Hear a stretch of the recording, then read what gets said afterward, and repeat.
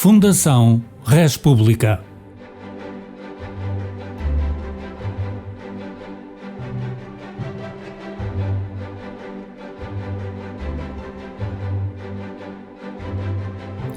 A esta primeira série de podcasts chamamos Entre Idades. Com ela procuramos cruzar ideias e opiniões de protagonistas que viveram ou influenciaram em momentos diferentes a história da nossa democracia do abril de 1974 até hoje. Venha daí connosco.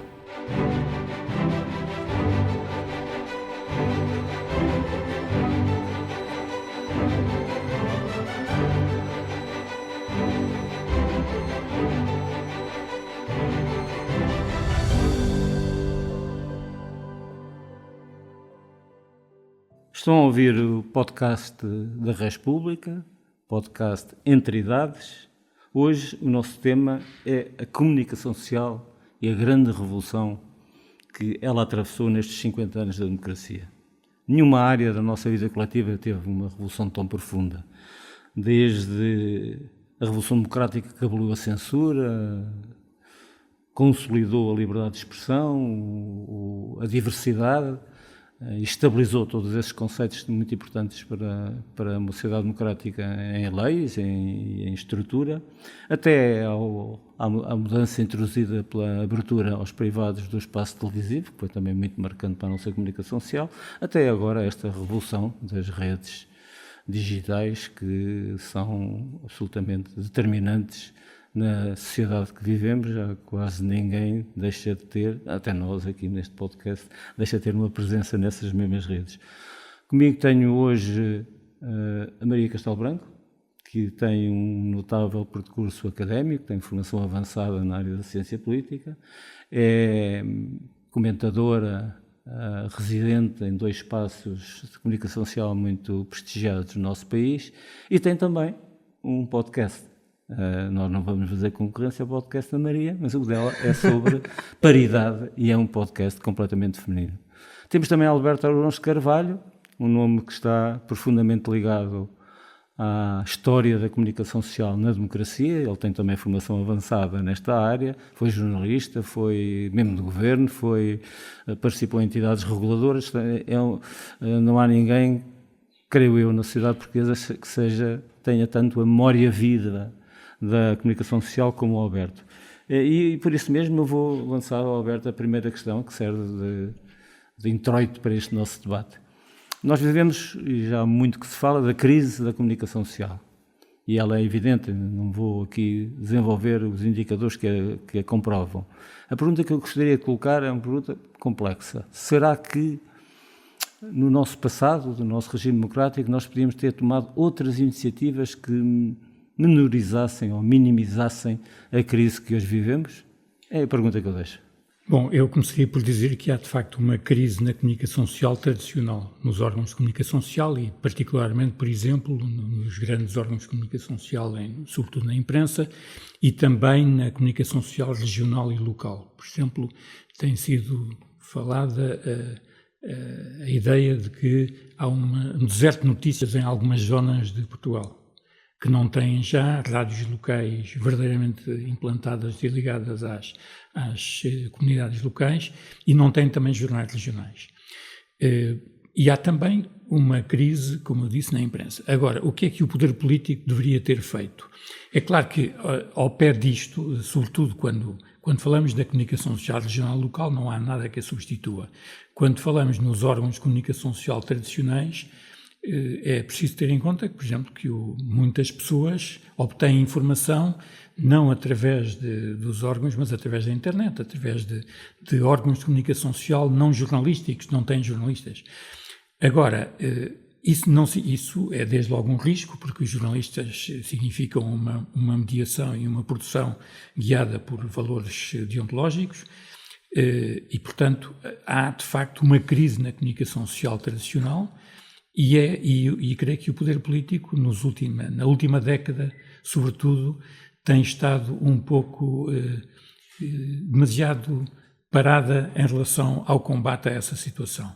Há países da Europa, a França, a Áustria e os países escandinavos, em que há muitos milhões de euros que são subsídios indiretos dados para manter esses órgãos de comunicação social ativos. Em Portugal, os apoios do Estado mantêm-se idênticos há para aí 2 ou 3 décadas.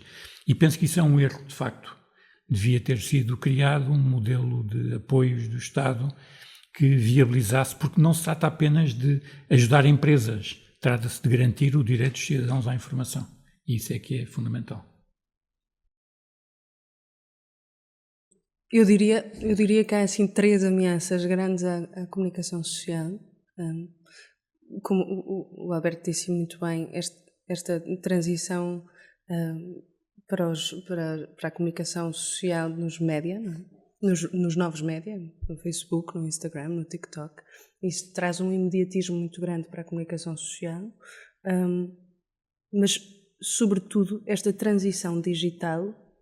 E depois a outra coisa acho que é completamente diferente e acho que poderemos ir lá e é um desafio futuro que me parece que está a desafiar agora para o futuro.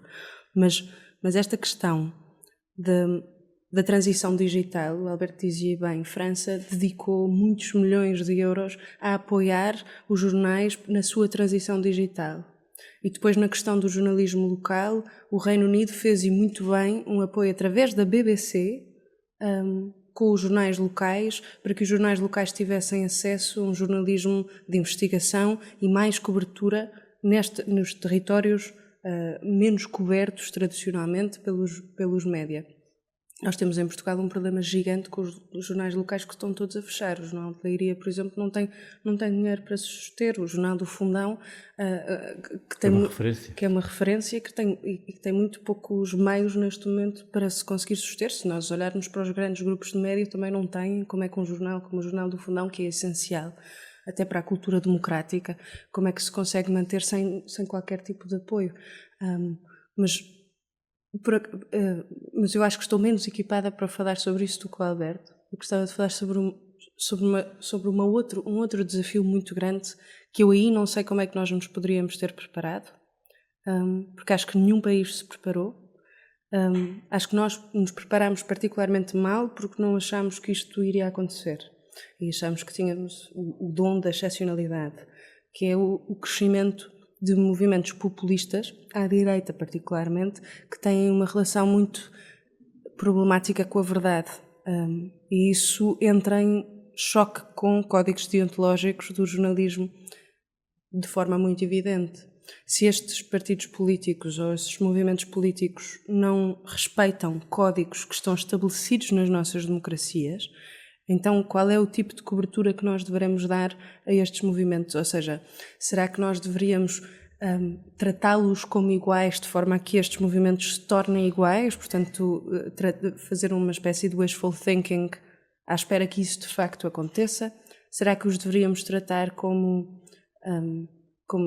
párias quase, ou seja, excluí-los totalmente à espera que eles diminuam? Será que deveríamos dizer que eles denunciar esta relação com a verdade que eles têm, que é completamente diferente da nossa? Como é que os médias se conseguem adaptar a isto? É uma questão que me tem inquietado bastante, porque parece-me que isso tem muito que ver com a crise dos médias, porque qualquer jornal que não consiga adaptar-se, porque se nós olharmos, melhor assim, se nós olharmos para o que se tem passado nas redes sociais, é que os jovens, tendencialmente os jovens, mas não só, começam a dizer: já não quero olhar para os meios de notícias comuns e tradicionais, porque já não é aí que eu vou buscar, porque eles já não dizem nada. Eu quero é ver o que me aparece no TikTok, o que os influenciadores dizem, o que as pessoas que não têm informação jornalística dizem, porque eu acho que os jornais estão todos comprados pelo sistema, porque eles não estão a cobrir o meu partido da forma que eu gostava que cobrissem. Portanto, eu acho que este é um problema muito grande, de uma forma para o futuro, que eu não sei como é que nós nos poderíamos ter preparado. Essa é a grande questão. Eu partilho dessa preocupação, ou seja, a comunicação social tradicional tem, por exemplo, em relação à propriedade, tem que haver transparência, tem que saber quem são os seus proprietários. Se um jornal critica com inverdades alguma pessoa, essa pessoa tem direito de resposta. pode queixar-se ao regulador. Há um conjunto de regras, os jornalistas estão sujeitos também a regras éticas e deontológicas, etc. Portanto, a comunicação social tradicional está sujeita a um conjunto de medidas que a punem se ela pisar o risco. O mesmo não acontece com os chamados novos mídia. E, portanto, uma das questões que existe em Portugal, e eu, por exemplo, aqui creio que há 2 ou 3 anos, a entidade reguladora para a comunicação social aprovou uma proposta que enviou ao Parlamento de alteração à lei de imprensa, em que definia que haveria órgãos de comunicação social jornalísticos e órgãos de comunicação social não jornalísticos. Ou seja, é preciso que haja, não direi um sistema de controle ou de censura, mas os órgãos de comunicação social, digamos, os conteúdos a que nós acedemos, que não sejam através dos meios tradicionais, têm que ser sujeitos à justiça, se for caso disso. Tem que saber quem são os seus proprietários, tem que haver eventualmente direito de resposta, tem que haver eventualmente um regulador que possa sancioná-los se eles cometerem delitos, tem que saber quem são os seus proprietários, os seus responsáveis, para a justiça, se for caso disso, atuar rapidamente. Ou seja, tem havido por parte do poder político um esquecimento, uma desvalorização, a meu ver, imperdoável deste risco que de facto existe na sociedade portuguesa e nas sociedades em geral, que é o dos novos mídias rivalizarem com os mídias tradicionais, o que se eles veiculassem notícias adequadas, sempre corretas, sem problemas, tudo bem, mas a verdade é que de facto há esse risco e eu creio que em parte, como foi dito, o crescimento do populismo se deve em grande medida a esta facilidade com que hoje chega ao espaço público sem nenhuma transparência, sem nenhuma preocupação de rigor e sem nenhuma consequência se pisamos o risco. Mas não será que isso ainda é mais dificultado pelo facto de esses novos mídia trabalharem em plataformas de natureza global? Pois é, que é isso que eu gostaria de perguntar, é exatamente aí, que é como é que nós vamos sancionar alguém que pisa a linha se essa pessoa pode ser um influencer canadiano, mas que está a falar sobre, de alguma forma, a realidade portuguesa e vai influenciar a realidade portuguesa porque está a passar notícias que não são verdade, que são falsas, sobre o que se está a passar com André Ventura em Portugal e o Chega. Exato. Como é que nós... É verdade isso. E é por isso que é cada vez mais a comunicação social na comunicação social tem cada vez mais relevância as políticas internacionais e nomeadamente as políticas europeias. Ou seja, o facto da comunicação, da informação circular sobre as fronteiras de uma forma transfronteiriça, sem controle, obriga a que haja uma coordenação não apenas entre as entidades reguladoras dos diferentes países europeus, como já existe, mas também, digamos, medidas que sejam transversais à escala europeia. E é por isso que existe, desde há alguns meses na Europa, o Regulamento sobre a Liberdade dos Meios de Comunicação Social, chamado MFA, que não é o nosso MFA, mas o Media Freedom Act, e há também o Regulamento dos Serviços Digitais, ou seja, há uma crescente preocupação à escala europeia pelo facto e também as alterações da Diretiva dos Serviços de Comunicação Social Audiovisual, portanto há um crescente crescimento, digamos assim, da legislação à escala europeia. Se isso resolve tudo, porque obviamente que para a Comissão Europeia aprovar este tipo de regulamentos e de diretivas tem que haver um consenso entre todos os países, isso leva tempo. E depois há também a questão de saber até onde é que pode ir a Comissão Europeia e onde é que ela tem que travar para serem os Estados depois a regulamentar devidamente essa situação. Portanto, é o princípio da subsidiariedade. Portanto, é uma questão polémica também que atravessa o espaço europeu. Mas há, de facto, uma preocupação europeia porque esse problema, de facto, existe. A questão da comunicação social é cada vez menos uma questão de cada país. Claro, mas e como é que, dizendo sim, ou seja, é muito difícil o Estado... É muito moroso o Estado tomar uma decisão sobre cada conteúdo que aparece que é fake news, o que se diz fake news, e que, aliás, foi Donald Trump que popularizou este tipo de expressão de uma forma algo preocupante, tão preocupante quanto cómica, não é? Invertendo, não é? Invertendo. Precisamente, exatamente. Mas como é que, sendo que os Estados não conseguem fazer isto porque nós temos agora uma velocidade de conteúdo que é brutal, que não tem precedente qualquer na nossa história. Ou seja, há um imediatismo da informação em que os Estados não conseguem, o sistema de justiça não consegue dar vazão, não consegue dar conta. O Ministério Público não conseguirá ver a quantidade de notícias, nem só notícias, conteúdos no TikTok, no Instagram, etc. Mesmo que haja uma lei para isso, não conseguirá dar vazão. E, portanto, aí temos que responsabilizar as plataformas. Mas isso é um problema enorme, porque de repente nós temos as plataformas a dizer o que é que pode ser publicado e o que é que não pode ser publicado. Foi o problema que nós tivemos do Twitter de ter expulsado Donald Trump na altura. E Donald Trump foi para uma rede social parecida, em que de repente, em que de repente os mídias tradicionais nos Estados Unidos não queriam pôr as publicações dele esqueço-me do nome, nessa rede social, porque achavam que estas publicações eram demasiado extremas e demasiado radicais. Mas será que a comunicação social, aí há duas questões, até onde é que vai o poder do Twitter, por exemplo, na altura, o X agora, de regular aquilo que pode ser dito na plataforma ou não, porque isso normalmente é do Estado, estamos a regular a liberdade de expressão, portanto aí é uma coisa sem precedentes, e depois, onde é que está... qual é o limite dos médias? Será que os médias tradicionais não deveriam ter exposto Donald Trump? Dizer, não, isto foi mesmo o que ele disse. Ele é mesmo assim, ele é mesmo, numa expressão inglesa, deranged, ele é mesmo louco, não é? No sentido em que ele está a dizer coisas que não cabem na cabeça de ninguém e nós vamos expô-las.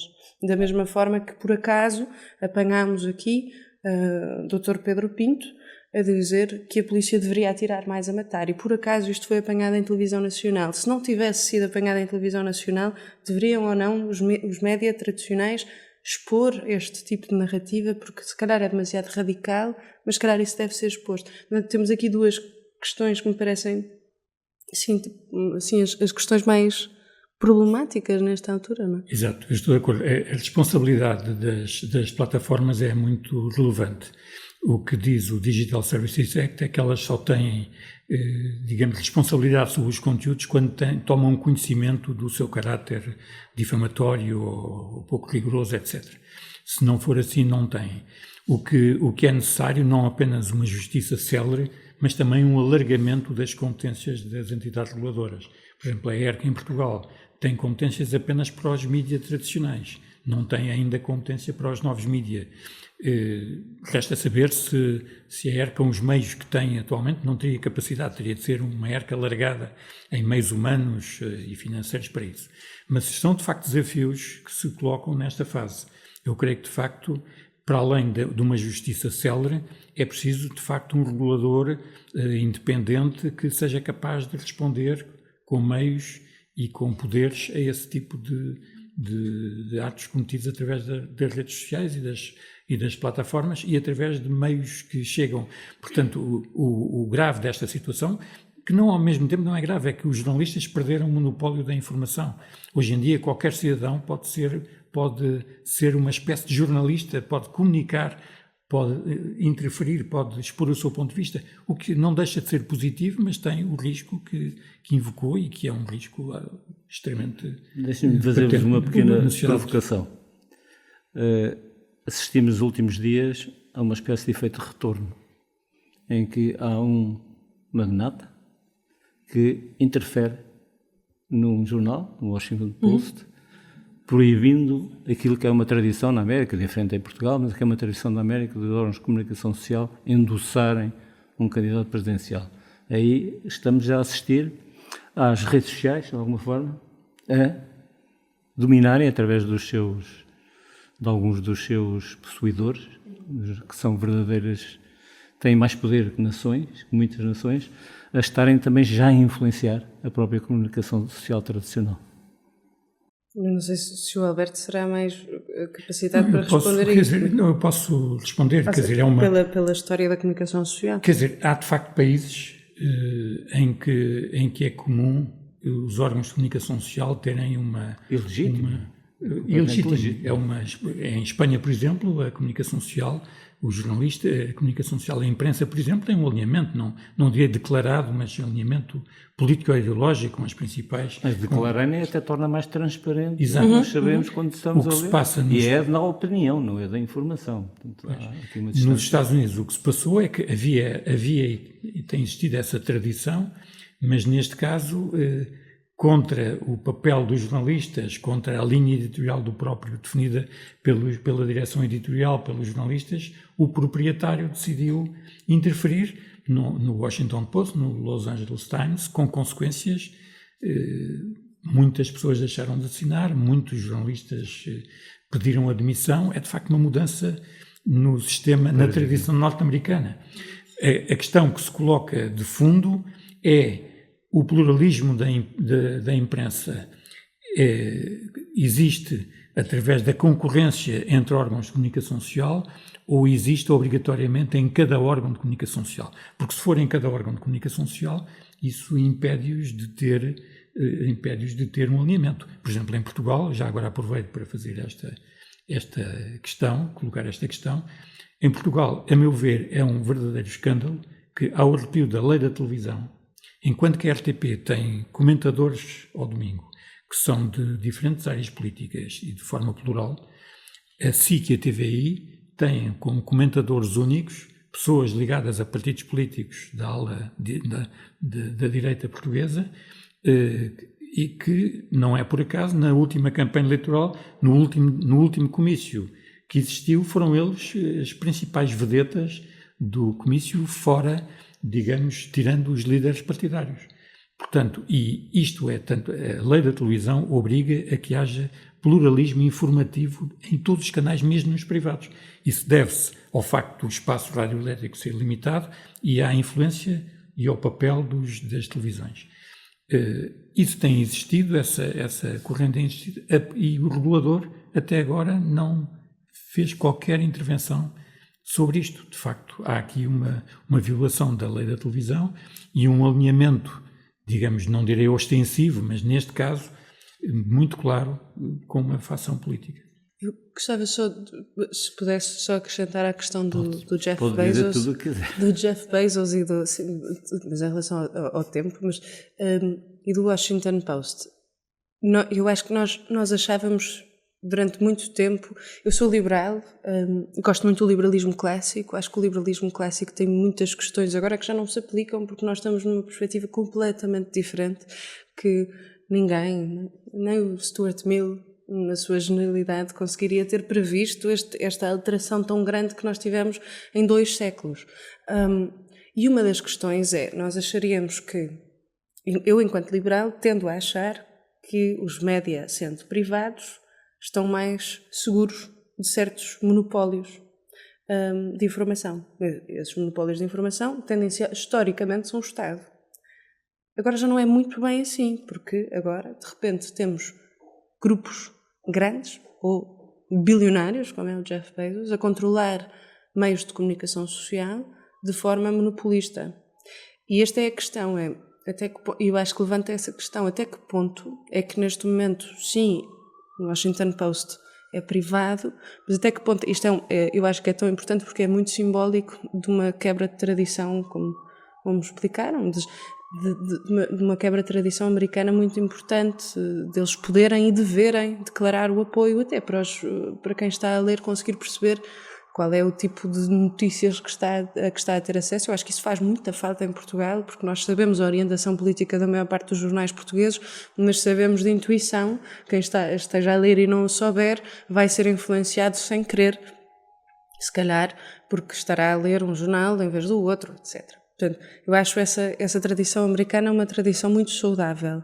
Há uma quebra dessa tradição por ordem de um bilionário, Jeff Bezos. Isto faz muito lembrar um Estado monopolista da informação que os liberais não gostam. E de repente, mas isto não é feito por um Estado, isto é feito por um bilionário, por uma pessoa que tem um monopólio enorme, que é a Amazon, e isso é outro problema. E, portanto, isto também é um reflexo muito grande dos problemas de sociedade que nós estamos a viver, em que, de repente, eu acho que há muita gente a ir para extremos porque nós perdemos um certo sentido, perdemos uma bússola moral, perdemos sentidos orientadores, e este é um exemplo deles, parece-me. A Maria, só para dar aqui um pequeno passo em frente, não é a primeira vez na nossa história recente, nos últimos 200 anos, até nos últimos 100 anos, que nós assistimos ao triunfo da mentira, utilizando órgãos de comunicação ou estratégias de comunicação. A última vez que isso aconteceu de forma massiva, levou-nos a uma guerra. Portanto, a mentira foi derrotada com milhões de mortes. Será que nós podemos travar essa guerra, perdão a expressão, nas próprias plataformas?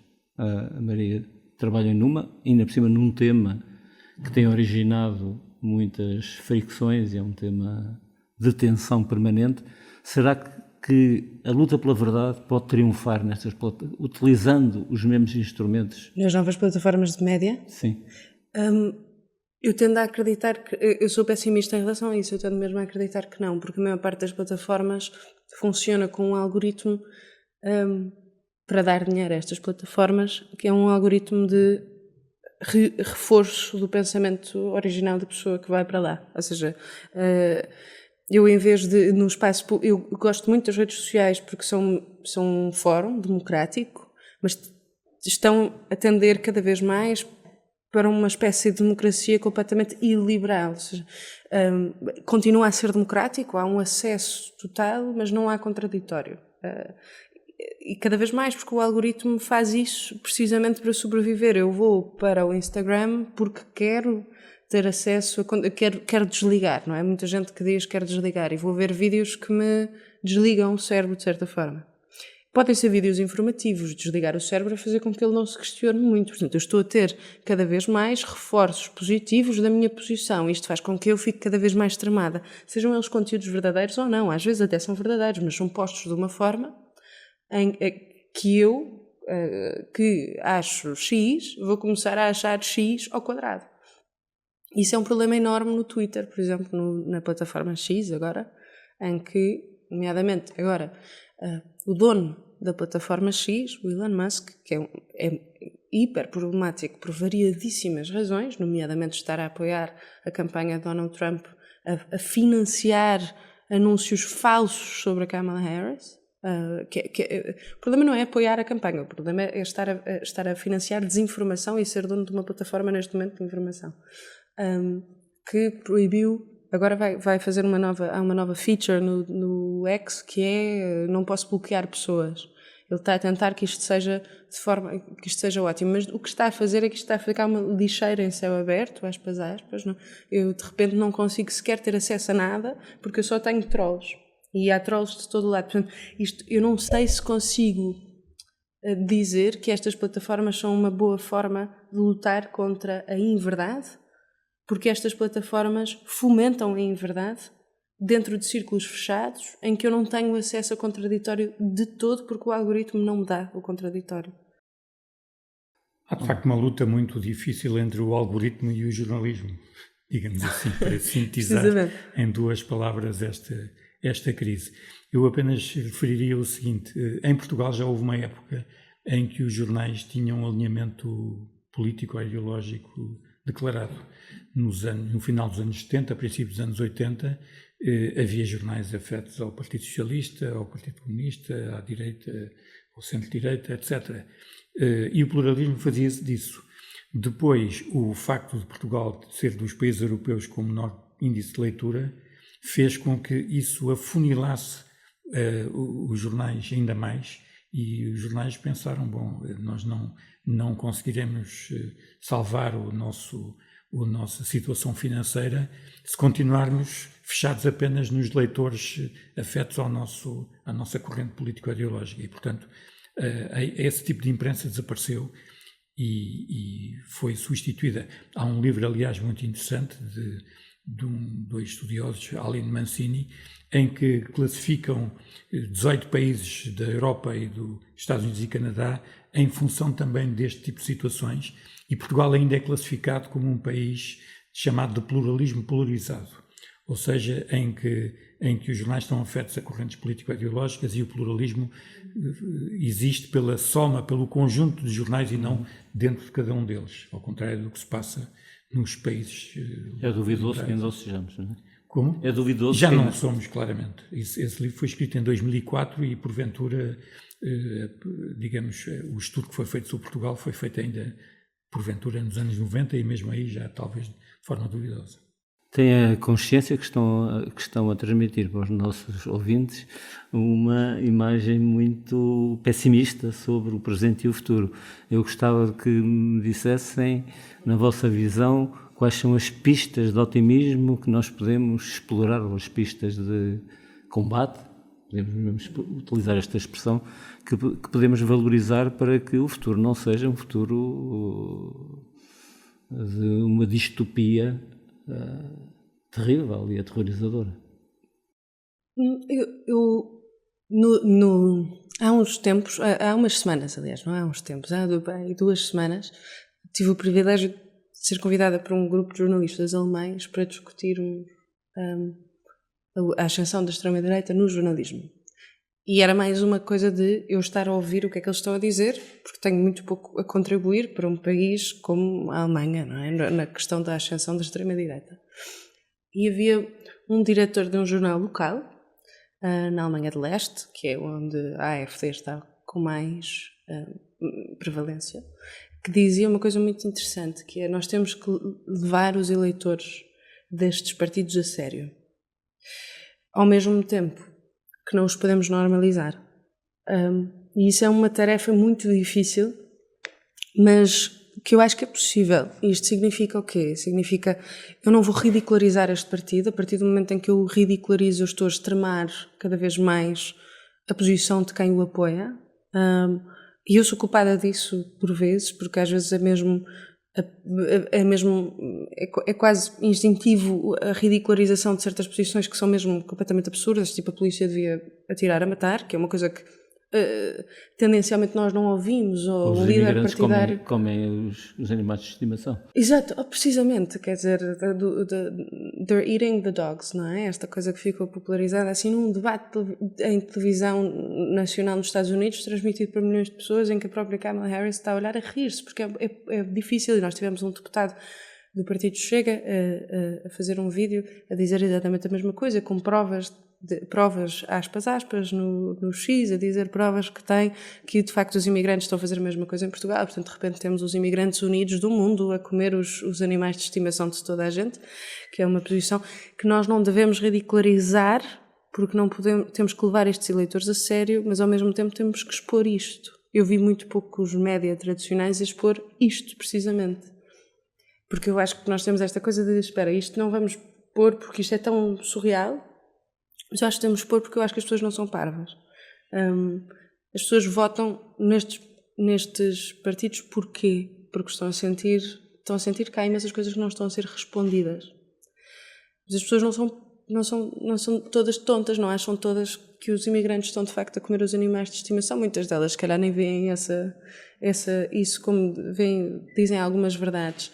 Só acho que é importante expor, quando eles dizem verdades, sim, e fomentar um debate sério sobre os temas em que eles estão a tocar, que são temas que claramente dizem muito às pessoas, nesse sentido a verdade, e expor de forma crua, quando dizem verdades, de forma a que estejamos a levar mesmo os eleitores deles a sério, mas estejamos a expor o ridículo, não é, e a não colocar estas posições ao mesmo nível que as posições de partidos, todos os outros partidos do sistema plural democrático.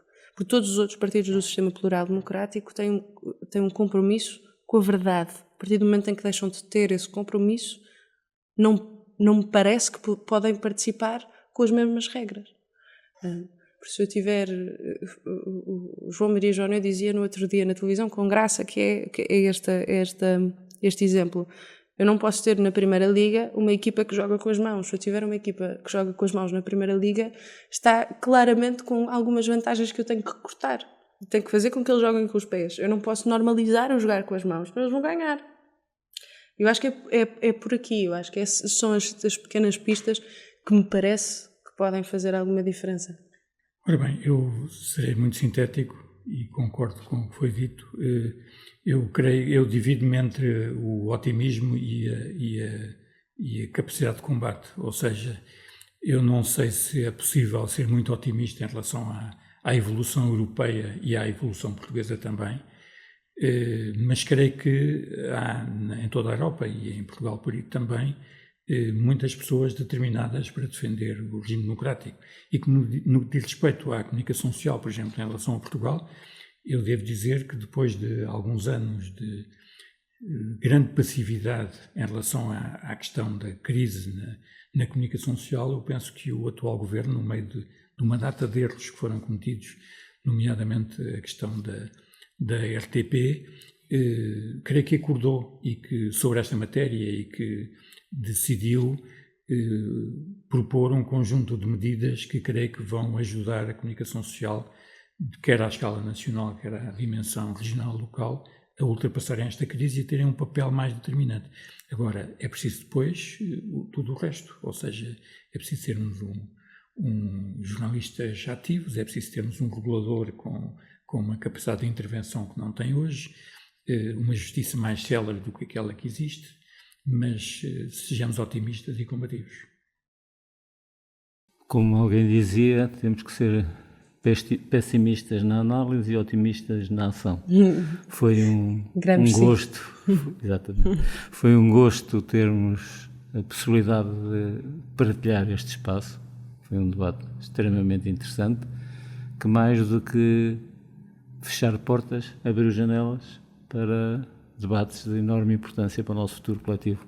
Este foi o podcast da República, o Entre Idades, desta vez dedicado à comunicação social, a grande revolução. Muito obrigado. Muito obrigado. Obrigado.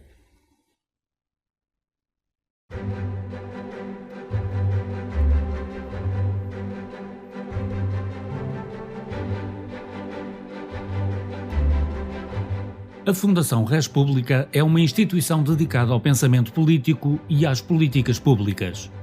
À luz dos seus estatutos, inspira-se nos valores e princípios da liberdade, da igualdade, da justiça, da fraternidade, da dignidade e dos direitos humanos.